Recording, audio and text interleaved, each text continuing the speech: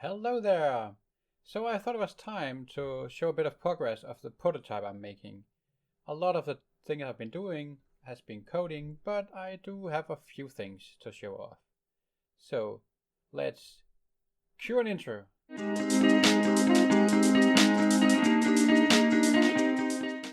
So I know it's been like a week since I did the last video, and even longer since I did an update on the game. And for the next few weeks, there'll probably be only like a video a week because I'm focusing on a different project for a short while. Anyways, we can have a video about that at a later time. For now, let's take a look at the game. So, let's just start it up real quick. So this might look a bit familiar. The last video I showed all of these, basically I just showed this cave and this hexagonal grid here. And what I've been doing is focusing quite a lot on the world generation here. As you can see, there's some rocks around and some of these stalagmites, pillars, and there's some special guys in the rear here we'll have a look at soon. Maybe we should just, so we can see there's a lot of these numbers here, and I'm actually using these for debugging because making a hexagonal grid is not entirely the same as making a grid full of squares. Yeah, we probably shouldn't go into too much technical details, but suffice it to say, usually when you have a square like in the middle, you have 8 neighbors around it, but as you can see, the moment you have like a hexagon, you only have 6 neighbors. So there's a bit of tweaking you need to do to make that fit, and I thought I had that settled down early on, but it turned out I made an error, but I can get back to that. It's working now, everything is fixed, it's all good, so no worries there. Anyways, this is the game map as it looks right now. Let's remove these numbers to make it a bit more clean. And I have this basic UI, we can't really do much with it, but we can deploy a few units, so let's do that. So what I did is that whenever a map is created, there's like a deploy zone for both players, in this case the AI being the other player. And for this, I've made it so that I can only deploy in the first 2 rows. So if I try to deploy further ahead, nothing will happen. But if I click down here, the guy pops in. So this is something that is handled by the map generator, and it makes sure that there's a place to deploy for both players. And right now I only allow 2 players, and I haven't really thought if there should be more players involved. But for now it can handle 2 players. Actually it can handle 3, but the 3rd player is meant to be like a neutral player, but that's a different story. Anyways, let's pop in the last guy here as well. So as I said, this is the deployment zone. You cannot see it, I haven't visualized it yet, there's no code doing that, so for now I just need to know it, but you will see that there's a lot of things not here yet, because it's a prototype and it's a work in progress. So now my guys are deployed, and to continue the game, well, whatever we have here, I need to click the finish button. And the moment I click that, the AI will actually start moving. There will be no user interface telling you that the game has started or anything yet, so just notice that the moment I click finish, it ends the deployment turn and goes on to the game turn. And in this case, the AI will move first. And also, yeah, you can see that while it is moving, it'll start moving 1 unit at a time, and right now there is no restriction on movement or anything, so all units can move as long as they want. They can only move once though, as it is right now. So as you can see, it's a basic AI that basically checks which unit is the nearest, more or less. There's some flaws to the algorithm still, and then it just tries to move there. And as you can see, all 3 of these units decided that this guy here was the closest. And actually now look, quite a coincidence, but he's actually boxed in right now, which means that he cannot move anywhere. So if I select him now and try to select any path, he can't move anywhere. And that doesn't really look like responsive right now, but as you can see, nothing happens when I click around, except you can see which hex cell I clicked. So let's unselect him again, or deselect him. And then in comparison, this guy, he can move wherever he wants. So let's put him here. And you can see that there's this teal color that indicates the path that he will be moving. So if we, for example, wanted him to move maybe here instead, it generates a path for him to move there instead. And to get him to move, I simply click the destination once more, and he will move there. So now that he has moved, he cannot move anymore. There's nothing he can do. It does generate a path. That's probably a bug. It shouldn't do that. It shouldn't even be able to select him like that, at least. But he will not move because he has already moved this turn. So we can take the last guy here and get him the heck out of there. So assuming that I know my AI, and I think I do because it's fairly simple, these guys will not do anything now when I hit the finish, because when I hit the finish button, I'm telling the game that my turn is finished, and it's the AI's turn. So keep in mind, right now there's no combat at all. We can only move our guys around. So that means that no one will try to attack. The AI will not try to attack, or well, actually it might try, but it can't because it has not been implemented. So my guess is that these 3 guys will do absolutely nothing, and it will immediately skip to my turn when I click finish. And I was wrong. Actually, they are choosing a totally different guy because apparently now he's the nearest guy. And that is probably a bug, and I think I already figured out what the bug is. It's actually a thing to do with my pathfinding algorithm, because when the AI is trying to find a path to something, it just says, I want to go, for example, to this spot. But doing the pathfinding, it will actually say, well, this spot is unavailable because a guy is there. So I corrected it so that it will actually only give the AI a path to here.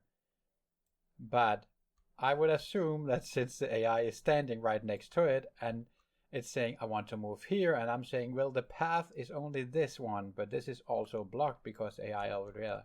Anyways, I'm sitting here and debugging in my brain, but I'm fairly certain that is probably why they decided to move to this guy, because they could not generate a path to this guy. So, well, there we go.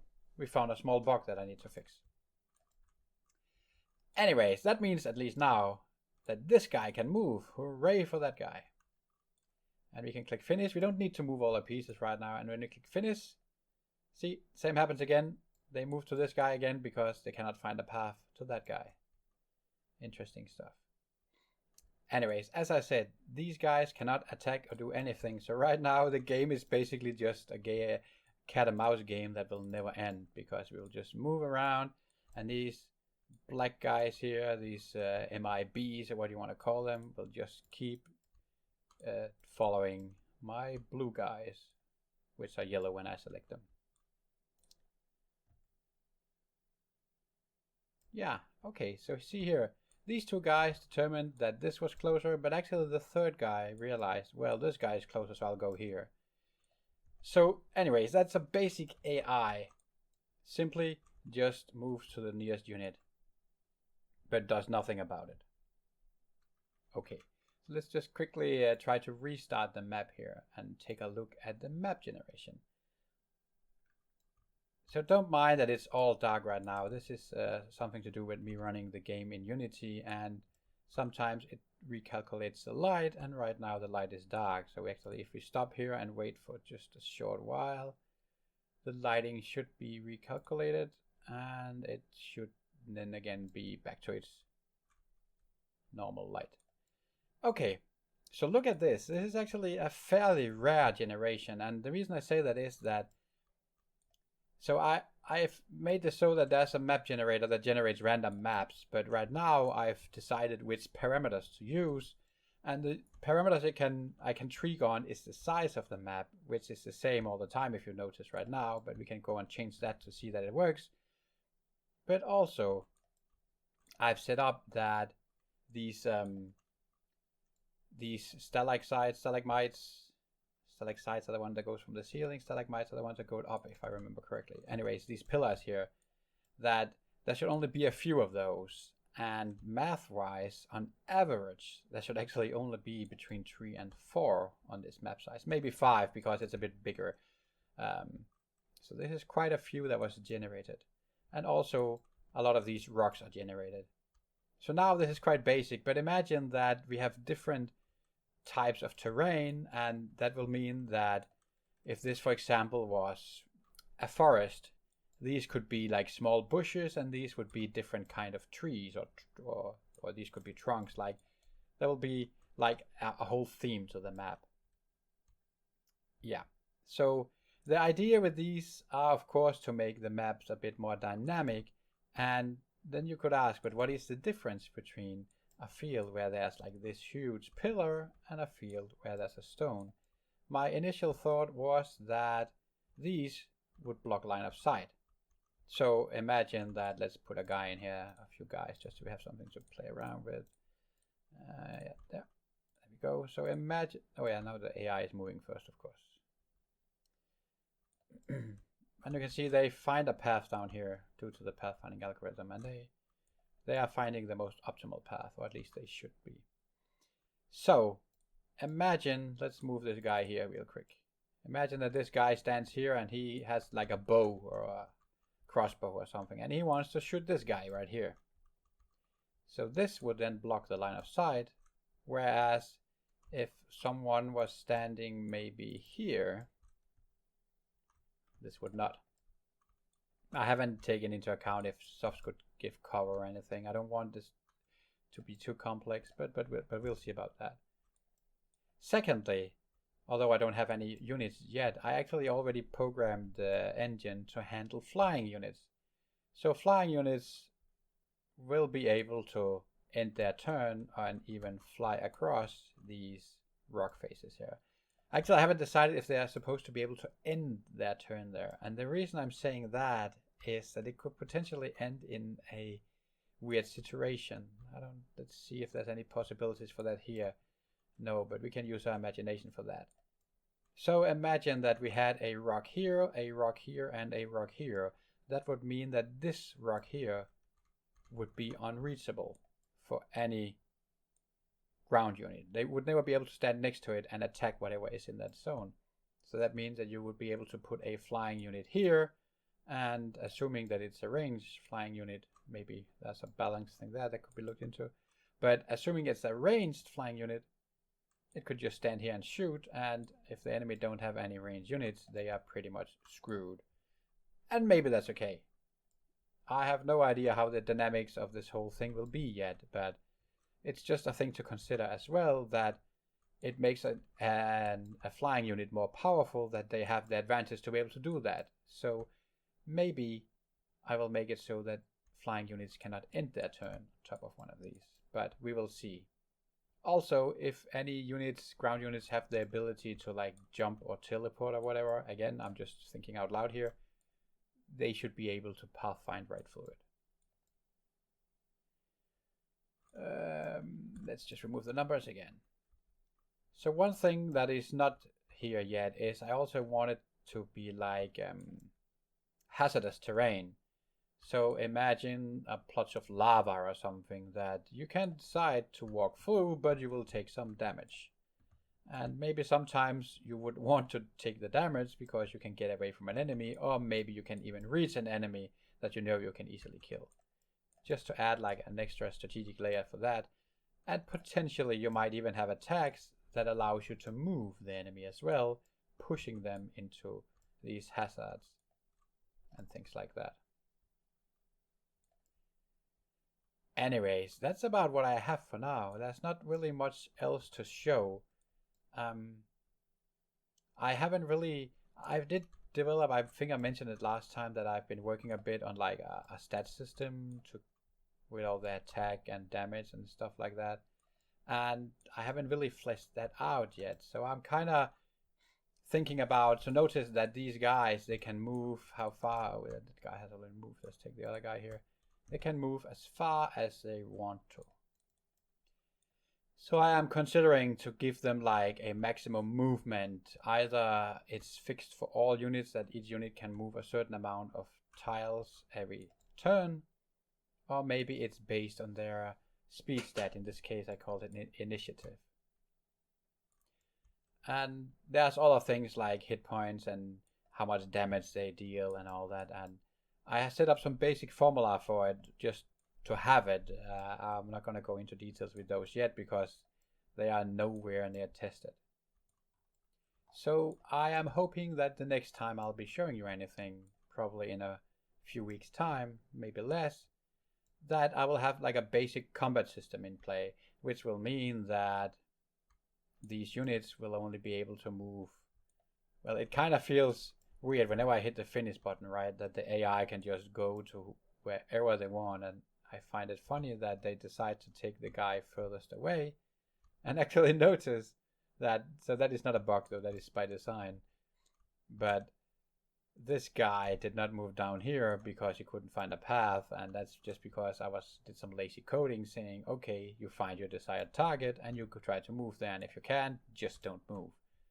Um, so there's definitely a lot of updates to do to the AI yet, but right now I just want to like have a fairly simple one. So I will of course also tweak that a bit for the next video, because I would like to have some battles that actually give me some, resistance or whatever.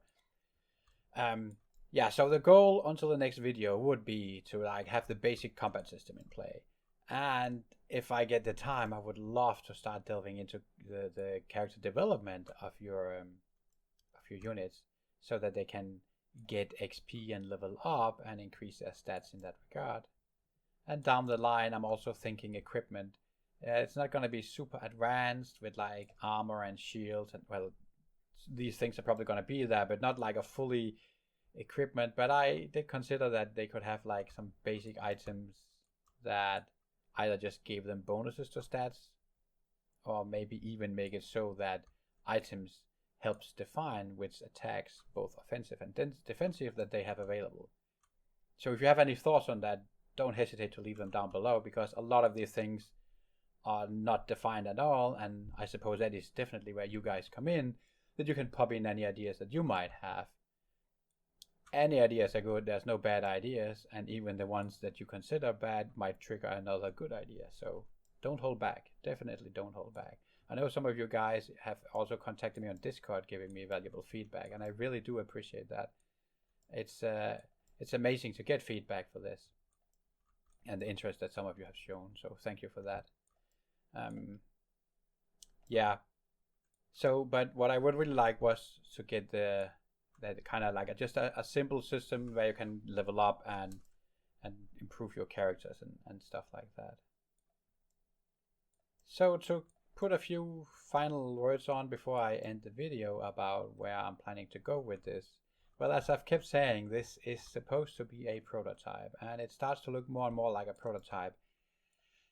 And we could say that in a few weeks' time I would probably have a working prototype for the combat system, but before we can really call it like maybe a proof of concept, we would probably need some more of the system in place, like, as I said, the combat system, but also like the leveling, at least some basic parts of the leveling system and character development system around it, because that is, at least for me, the interesting part. One thing is to do this combat system, and that will be tweaked throughout the entire development of this game quite a lot, I'm sure, and might even end up looking way different. I'm not thinking visually, because that is probably going to change, but how the entire system works will probably change a lot over the course of the next year or two. But also like the game outside this, because I like the idea that you would have, let's just spitball a bit. So imagine that you get like a quest, go into the dungeon and save the princess, right? So how would you do that in this game? Well, I see this as then you have like 4, maybe 5 missions where you're inside this dungeon here, and that would be a few combat encounters. Like this one, you need these 3 guys, you kill them, you continue to the next level, meet another 3 or 5 guys, and you kill them, and so on and so forth, and ending up with maybe even a boss fight. So that could be pretty fun to even have boss mechanics in, so we could spawn in a big unit with special abilities that you then need to kill. And then at the end you find treasure or you save the princess. And what would you do with a princess? Well, maybe the princess is actually like a heroine, like a awesome gal that knows good shit that was just captured by this dangerous monster. So now she joins your cause. Now you have her as a unit that you can also level up and equip, and so on and so forth. And that was just an idea that this is how you kind of get new units.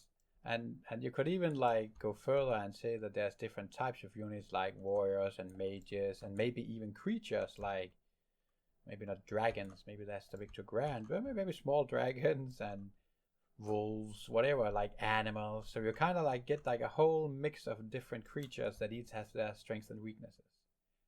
Again, keep in mind, I'm just thinking out loud here because that part is not really settled in my mind yet, but I could see that happening, that you could say that would be inspired by Pokemon if you go in that direction, that you actually can collect different types of creatures and monsters and heroes and try to put them together and find a good team that works together or something. Anyways, this is just me speculating way far ahead. And although I like doing that, for the next video, none of these things matters. Because what we want for the next video, so let's put that up as a goal. I could even put a graphic up here somewhere. Let's see if that pops up. And say that for the next video, we want a basic combat system. That means that these guys can now attack and kill each other. And the AI will actually try to do a decent job killing us instead. And so that would be the goal, right? That we can actually finish a whole combat session here. So to add a bonus goal, let's put that for a 2-week line. To add a bonus goal, that would be that we actually are able to earn some XP, do multiple of these combat rounds, and level up our characters. So I think that is, and by leveling up, I just not mean getting XP and some numbers goes up. That actually that we get a level up and our stats increases. Yeah, anyways, I think I'm ranting here, but I have a lot of ideas and I would love to hear all of your ideas. So do hit me up, pop them down in the comments, hit me up on Discord or Twitter or wherever you find me, and give me your ideas. They are very welcome.